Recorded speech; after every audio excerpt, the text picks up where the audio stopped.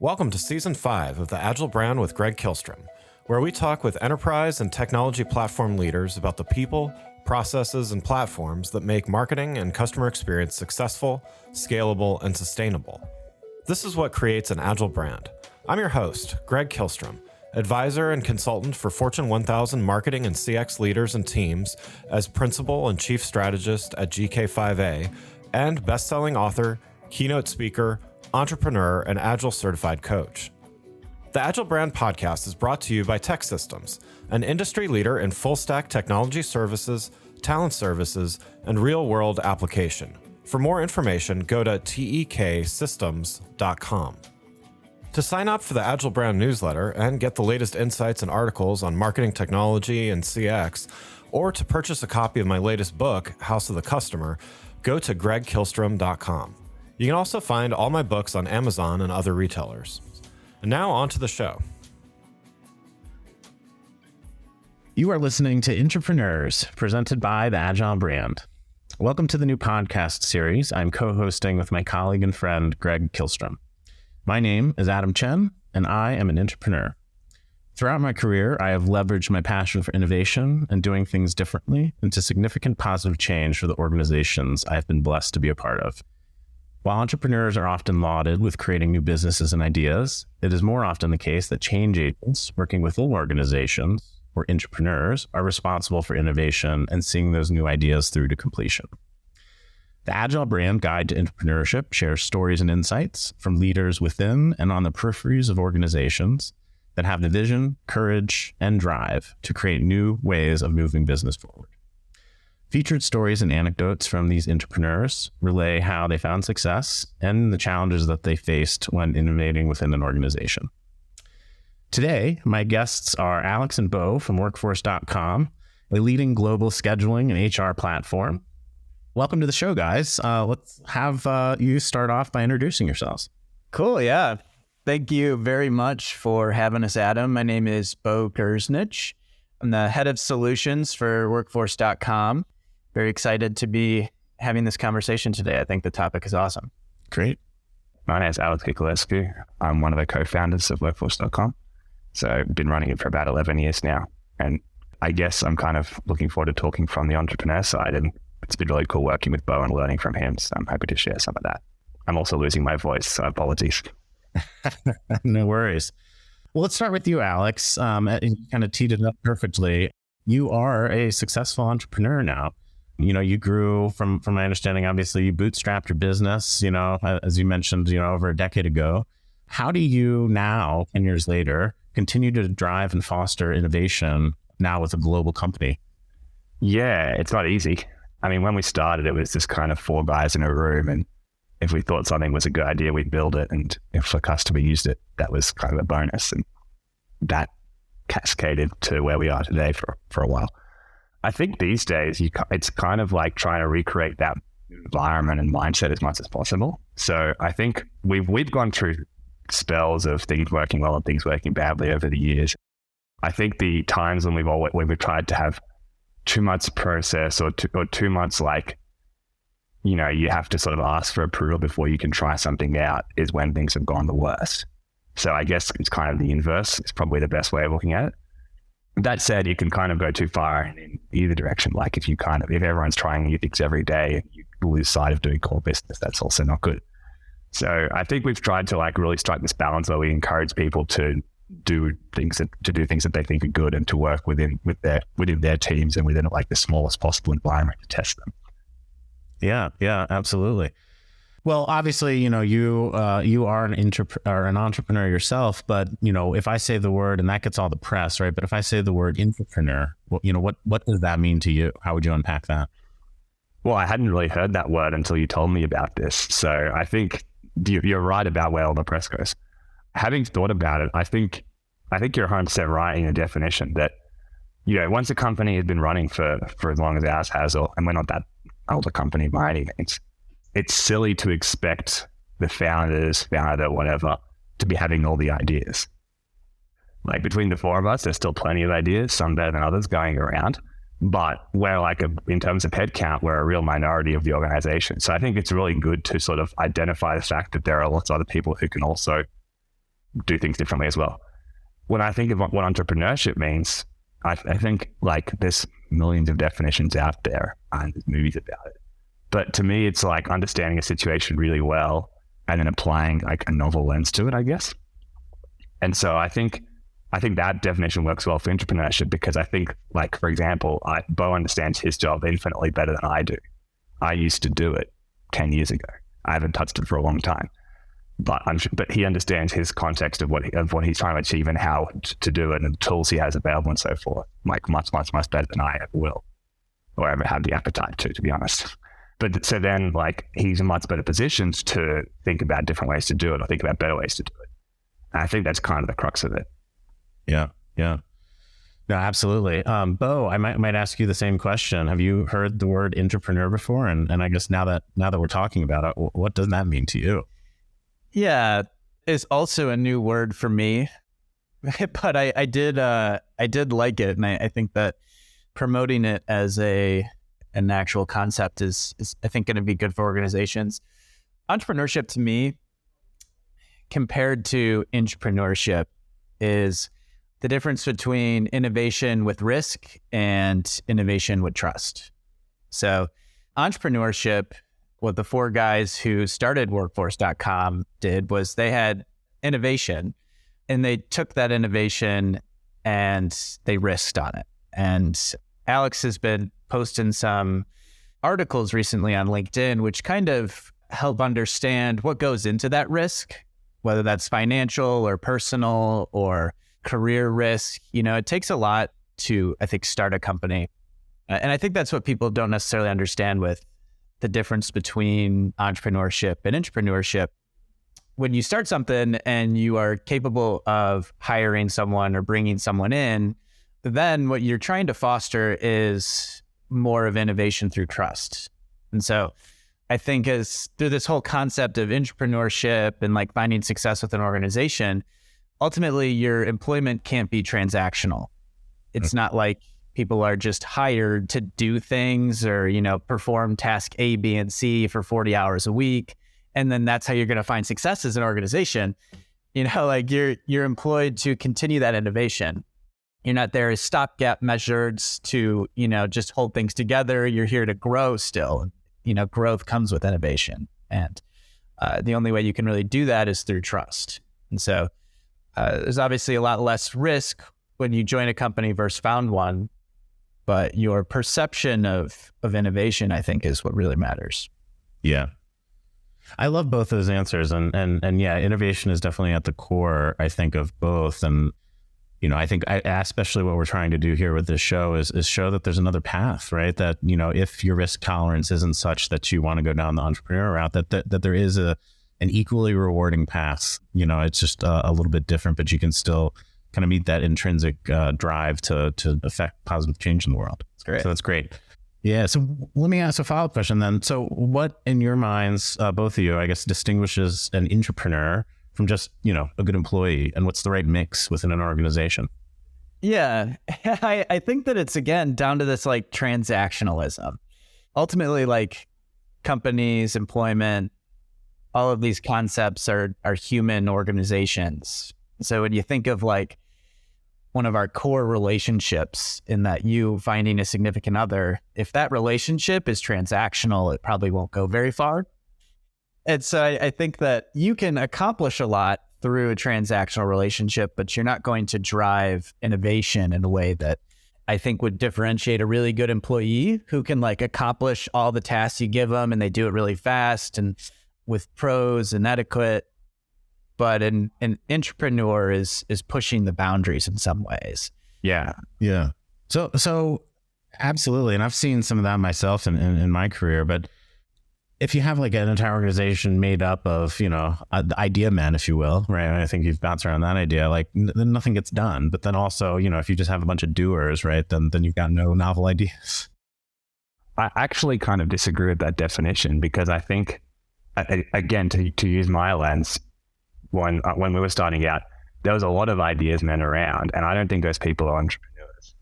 I think the core of entrepreneurship, again, is understanding something really well. Is kind of the easier. It's part of it. It's not the majority of it. and then taking a different lens on it and actually applying that to the world is the hard part. And so I think the idea that sort of having the idea and finding someone to build it is entrepreneurship, I think is really doing a disservice to those who want to create new things. Because it like implies that the easy part is the hard part. Right. So to apply it internally, then again, like I think about the people who have been really successful inside our business, who I guess push the boundaries, to use Beau's definition, and we kind of have a strong bias towards action across our company. But in particular, all of those have, like, anytime someone's come up with something new and novel, it's been like, hey, I did this. What do we like? We should do something more with. We should make more of it. Yeah. As opposed to like, hey, I think we should do this. And the people who have lots of, hey, I think we should do this, but don't apply it, tend to get very frustrated. And the most interesting thing, I've got a particular person in mind at the moment who I'm not going to necessarily name drop, but there's one person who comes to mind who started off as like why are we doing this? This needs to be different. And my last job, it was like this. And he came from a different industry, so it was like a really big parallel. And then everyone kind of just got sick of him. Probably he was good at his core tasks. And a year later, he's like taught himself to code and is building the things that he was complaining didn't exist, and has gone way beyond what he thought was, oh, we need to do this, and is like built much more than he ever complained about, if that makes sense. And so I think that transition was really empowering, from being an ideas person to being driven by action. Yeah. I think this ideas man thing gets thrown around a lot, and it really triggers me. Yeah, no, that's a great look at it. Well, let me change the pace here a little bit, I guess. And Beau, I want to ask you this next question. You know, as an intrapreneur, as I would define it, you certainly have innovated within Workforce. What conscious efforts do you take to impart your philosophy on your team or your colleagues?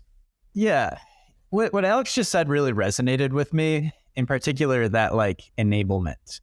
You can be an enabler to like allow someone to, drive their innovation, but really that individual has to more have the inner desire. So like with that particular example of like, you had to take the year to learn to code to solve those problems that you were complaining about. I think applying that to my own team is being enabling in the way that, if there's something that they care about or want to explore, like not doing things for people, but giving them the skills and the time and the capability to figure these things out on their own, I think is what matters most. Yeah. Well, maybe a follow-up question, I think, or maybe this is a question for both of you, I guess, Alex, like specifically, what have you done to help create that environment where someone like a Beau can kind of, thrive, as an entrepreneur? And then Beau will follow up, after Alex answers is, do you see those intentional efforts that Alex is making? And, what are you kind of paying forward, if you will, to your own team?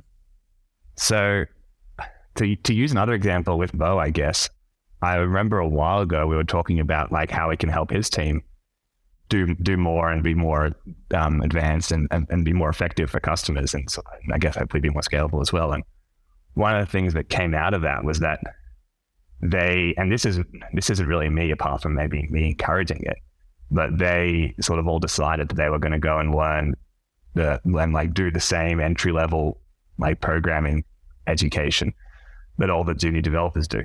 And so I bought them all a book, and then they kind of did like a little book club. And then every week they were doing exercises from the book and progressing through it. And you see this, like everyone says that they're going to learn to code over the weekend. But a few months later, these guys are where they used to be like blogging a ticket or requesting someone to help them with something. They're now just going and making their own changes to the product to improve it. It's based on issues that they're finding or the issues that customers are finding. The sphere that I'm involved in is obviously very like specific on the technology side. There's probably lots of other examples. So I don't want everyone just to take away from this that unless you learn to code, you're not an entrepreneur. It's just the examples that I see. But I think they've been able to be much more an effective force by virtue of like teaching themselves these more advanced technical skills that weren't really in the job description.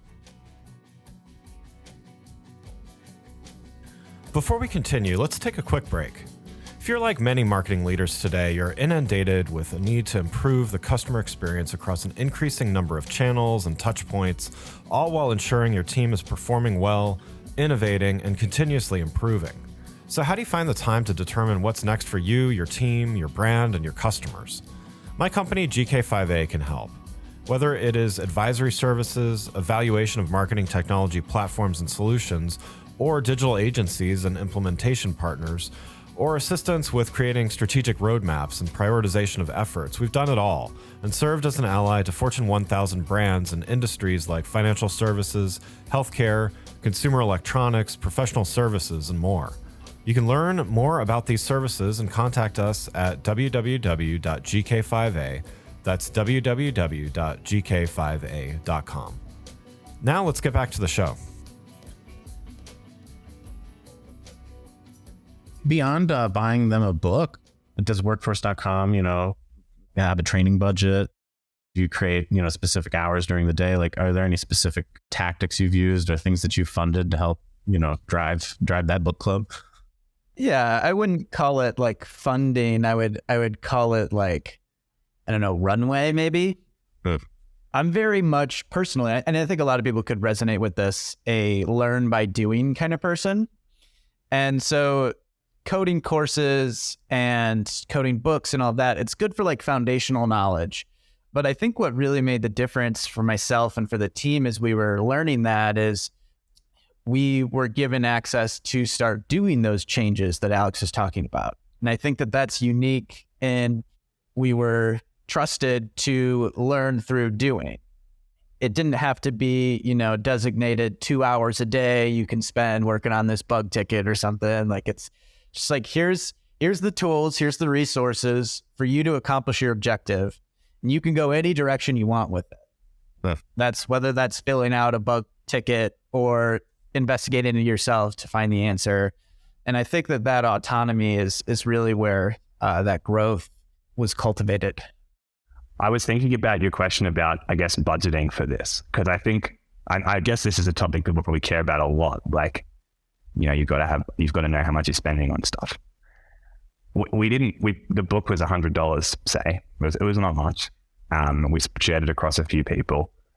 We put a time in the calendar each week that we would all catch up and chat about like the progress that the guys had done that week. I attended 3 of those, and then my wife had a kid, so I stopped turning up. But before I did that, I did tap someone else on the shoulder and say, "Hey, can you go and do this in my place?" I've got no idea if he turned up or not, but I hope he did. Okay, that's good.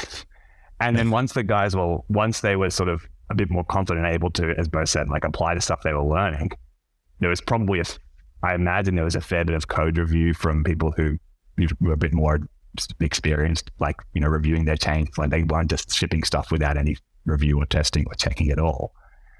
And then there was like setting up their developer resource and things like that. But all those things, I think the most expensive thing would be the code review time. I don't think it's that. I can't imagine it was a huge amount of time spent, really.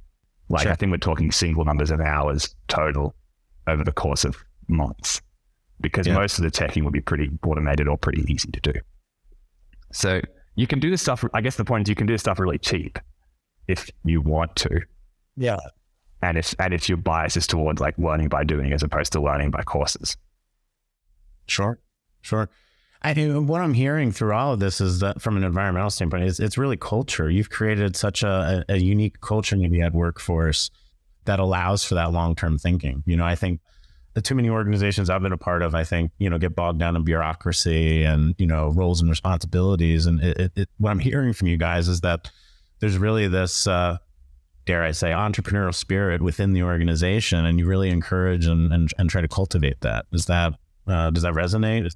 Well, I think there's probably 10 people at least who are involved in helping make this happen in one way or another, and they all just chipped in maybe just like 15 minutes of time that really made a difference. But they know who they are, and it adds up.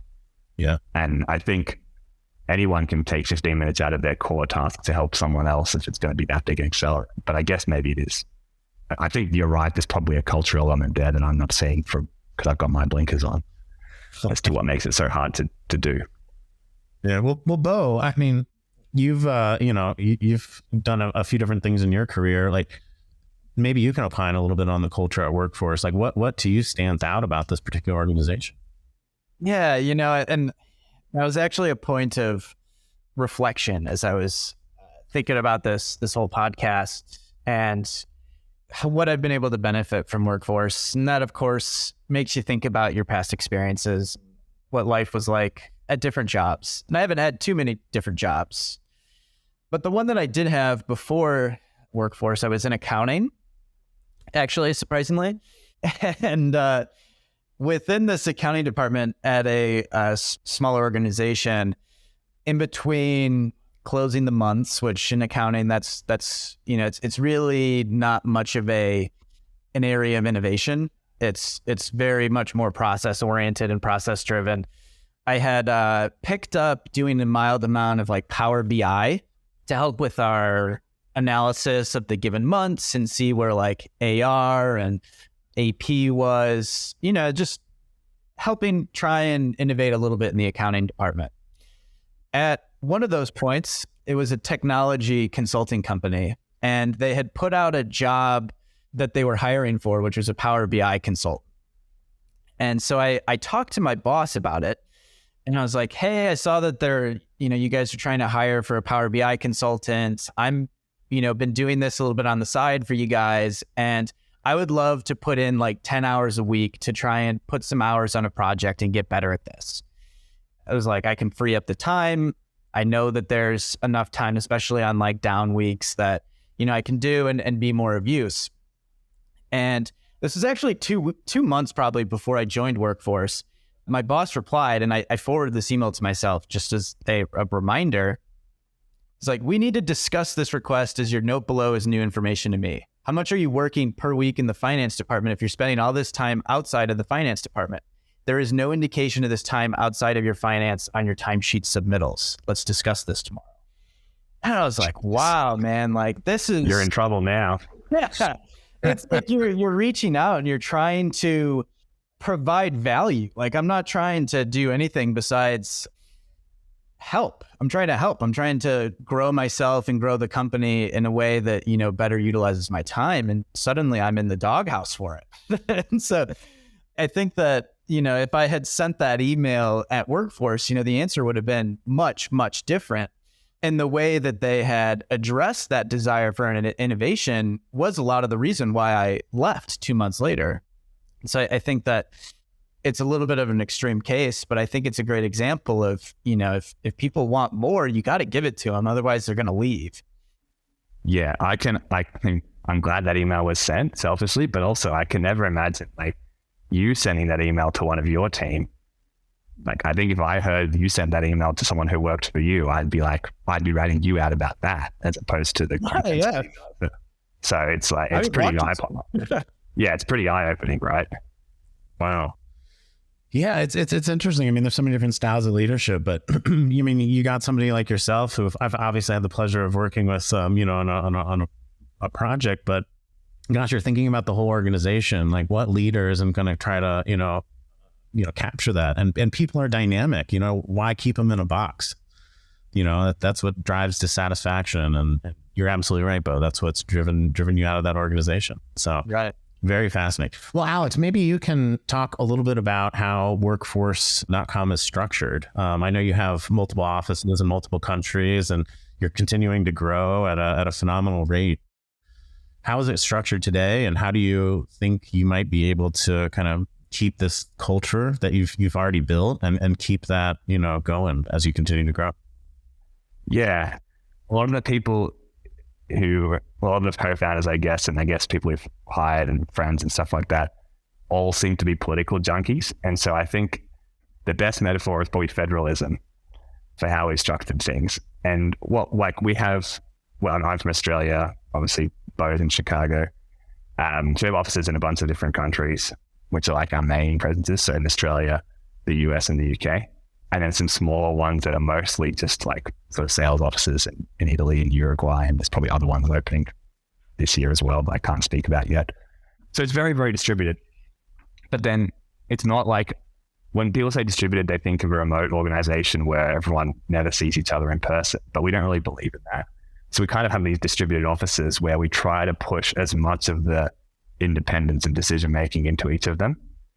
This causes many problems, but it's worth it. And it's like, so with things that are not really a shared resource, like go-to-market tactics, where they're shared, but like going to, like trying to win a new customer in the US doesn't really impact Australia that much. We try to have as much separation as possible and let each office do it however it wants. And the hope is that they'll learn from each other. So you've kind of got like all these experiments in sales strategy, say, or implementation, I guess, in Beau's world, that are being done very differently across different places. And partially because of regional sensibilities and partially just because people think it's a better way to do it. And you kind of, the best idea eventually wins. Although sometimes it takes a bit longer than I'd like for that, I guess, agreement or the consensus to form. Where that gets more difficult is with things that are shared. So for example, we have the same product and the same code base across everywhere. And so we can't just be like, when this feature is not useful in the US, let's bin it if the Australian customers really depend on it. So we kind of need to find that consensus constantly, which is a bit more difficult because it does create a bit more lag. We're getting better at that. I think people, like, as we grow more, people get more aware of this and are able to sort of, at the very least, like make sure their feature works in different languages, which is like a pretty big starting point. And then I think on that note, the last thing we try to do is intend to have as few roles as possible that are international. So there's a CEO, there's a COO, there's a CTO, and there's a finance and accounting team. And I think maybe I'm missing one or two off the top of my head, but they're really the only people who are supposed to work across different offices. Everyone else is really encouraged very strongly to just think about the market that they're in, and broadly speaking, or at least the time zone that they're in.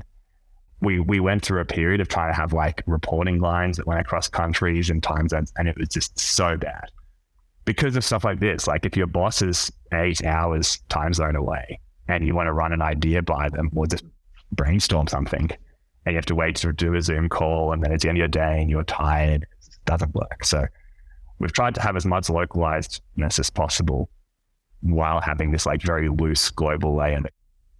No, absolutely. I think you hit on it before, though. I mean, there's certainly, trade-offs, that, at the start of the top of that question, I think, you were saying, you've intentionally done this, but there are definitely some trade-offs there, but, the benefits are worth it, and I think that where organizations, if you're listening, you've got to really look internally and see, what you're trying to drive and what's going to be the most effective way to get to the outcome, and not just think about the paradigms that you're familiar with. Yeah. An example is like when you go to business school, they'll tell you one of the benefits of larger companies is they can avoid duplicate resource. And the counterexample is like a project I think Beau can probably talk more about is we used to have like a piece of software that does the help site for our product. And we had one that worked globally, but then we have different brands and each feature is called a different thing in different countries. And so now we have bought 2 copies of the same product specifically so we can have like totally distinct sets of information based on different regions.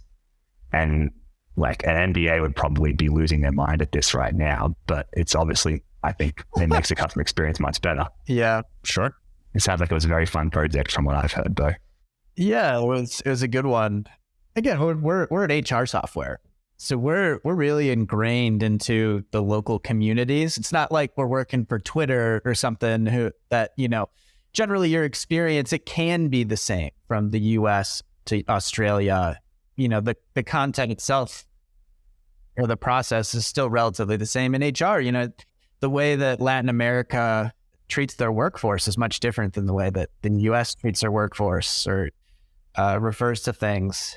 And while it may end up, it actually won't cost us any money to have 2 of them. But even if it did, the confusion cost of extra onboarding assistance because people can't read the help articles that you have. Because instead of how to build schedules, it says how to build rosters, which, in the US, it makes absolutely no sense. I don't know what a roster is, but to an Australian, they don't know what a schedule is. It's referring to the exact same thing, but just terminology confusion on an onboarding process can really be a deterrent factor for how quickly you can understand things. Yeah. Insight. My guess is what's going to happen now. We've only just done this really recently. My guess is in a year's time, the two different copies of the product, which is awesome, we're not paying any extra, are going to be run totally differently. They're going to have like different styles of help article. One's going to be really factual. One's going to be really narrative based. There's going to be like huge difference. There's going to be huge divergence between them. And eventually it's going to become, I think, really obvious which styles work best. And there's going to be bits that you can mix and match from them. And so like we're now basically for free getting two approaches to the same problem. We can figure out which one's actually good and eventually normalize on that, hopefully. Well, that's your technology background speaking, I think, right? You're running all these experiments, like you said before. Right, yeah. But there's no developer is involved in this process, which is kind of the interesting thing. It's like maybe someone was involved in setting it up. But apart from that, now it's like onto Beau's team and his peers in other countries to sort of compete with each other on who can do it best. Yeah. That's great. That's great. Well, just a couple more questions here. Beau, I'm going to pose this one to you. You know, our listeners are, you know, hearing this episode and thinking to themselves that, you know, an intrapreneur is something that I've never heard of, like you had never heard of maybe at the outset. And this is something that, you know, resonates with me or they're passionate about. You know, what recommendations might you give them? I would recommend to them if they run a team or they're interested in trying to drive intrapreneurship in their company to just try and open up an open dialogue on what people are interested in. Because again, you can do all of these things, but if the motivation doesn't come from the individual, then it won't really, I don't think it'll happen, right? So getting an understanding for what your team cares about and what they want to do with their careers and what they're interested in exploring, and then just leaning into that, I think is what's going to benefit you the most. Letting them have that autonomy to explore it, as long as it makes a mild amount of sense for your business. I think we'll end up seeing that they'll be able to look at things in ways that you haven't before. And that kind of mindset is infectious. As people find success, you know, others in different teams will probably want to try and follow too. To the culture point, it really is, once the ball gets rolling, it doesn't stop. Yeah. Yeah. Well, that's great. So just to summarize you got to start with your intrinsic motivation and be honest with yourself about what you want to accomplish. You have to be vocal about sharing that, right? With your team, and your colleagues. And then like the example you shared before, maybe, you know, if you know, the response is to put you in a box, you know, maybe that's not the right environment for you to thrive. So go out and find a company like workforce.com. There you go. Smooth. Well, Alex, I'm going to ask you the last question. You know, as someone that obviously was, you know, an entrepreneur, you know, bootstrapped this company. Now you've got this global organization. What advice would you give to innovators in general out there? Geez, where to begin? Read my blog for plenty more. Something I was thinking about off what Beau said though is I think it's easy to listen to this and be like, they're just like techies and, you know, they have huge amounts of flexibility in what they can do in their day. So it's easy to find time. I think the example Beau gave when he was working in accounting, I mean, I know our finance team, when it's, so there's probably like half the month where it's like all hands on deck. We need to get the reports done. And our finance team's incredible because they get that. One of the reasons why is because they are so effective when it's time to close the books. But there's always time when it's a bit more quiet. And even when the busy periods, people still find a way to they'll still have good ideas when they're sort of grinding out the work. So I think it's easy to sort of create excuses around like, you know, if your work is more task-based and if your calendar is more full, then you have an excuse to sort of just do it as it's always been done. And I think that's worth challenging, because I think about people whose job is just to do outbound phone calls, and they have a very strict code on how many calls they're meant to make in a day. And we have a bunch of those people across our offices. And some of the weirdest, but also some of the most interesting and best ideas that I've seen about improving sales tactics have come from them. And I think they probably just have these ideas while they're waiting for people to answer the phone. So there's always a time to think of stuff, and then there's always a way to implement it more cheaply and more simply than you'd think, kind of to the example we gave before. So I think, I guess the moral of the story is you like whatever you think there's always more roadblocks in your head than there are in reality. Yeah, sometimes we're our own worst enemies, and getting started is always the hardest step to take. Yeah, totally. And so everything Beau said about creating a sort of the trust to do that is extremely important. Yeah. Well, I want to thank you both for joining me on the show today. It's been a pleasure speaking with you. And if anyone wants to learn a little bit more, it's workforce.com. And thank you again. Great. Thanks, Adam. Thanks, Beau. Thanks again for listening to the Agile Brand with Greg Kihlstrom podcast, brought to you by Tech Systems. If you enjoyed the show, please take a minute to subscribe on your podcast channel of choice and leave us a rating so that others can find the show more easily. You can access more episodes of the show at www.gregkihlstrom.com. That's GREGKIHLSTROM.com. To get a copy of my latest book, House of the Customer, visit my website, or you can find it on Amazon or other retailers. The Agile Brand is produced by Missing Link, a Latina-owned, strategy-driven, creatively fueled production co-op. From ideation to creation, they craft human connections through intelligent, engaging, and informative content. Until next time, stay agile.